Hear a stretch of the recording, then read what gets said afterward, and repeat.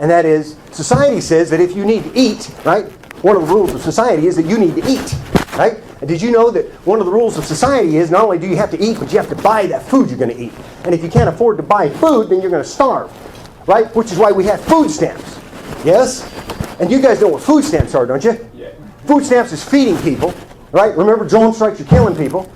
And you're either for, remember, society says you're either this thing or that thing or this thing or not that thing or this thing or not this thing, right? You're either one thing or another thing or this. You're either for drone strikes, you're either for killing people, or you're for food stamps, you're for feeding people, right?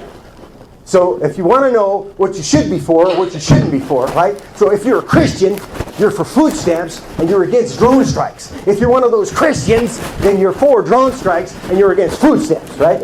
Right? If you're one of those Christians, you're for killing people. And if you're one of those people that's a Christian, then you're for feeding people, right? Right? I think that's how it works. I think that's how it works, right? If you're a Christian, you're for feeding people. But if you're one of those Christians, you're for killing people. I think. Just check it, right? But society is actually a set of rules. And when you get right down to it, what that means is that you have a job to do, I have a job to do, and all of us together have a job to do, and that means we have to hold society together, right? And that means if any one of us breaks the rules, we're all responsible for each other. That means when you go to the supermarket, you've got to talk a certain way, you've got to act a certain way. That makes sure that everybody around you feels like they're on top of the food chain too, right? So when you go into the supermarket, you don't make somebody else feel like they're uncomfortable.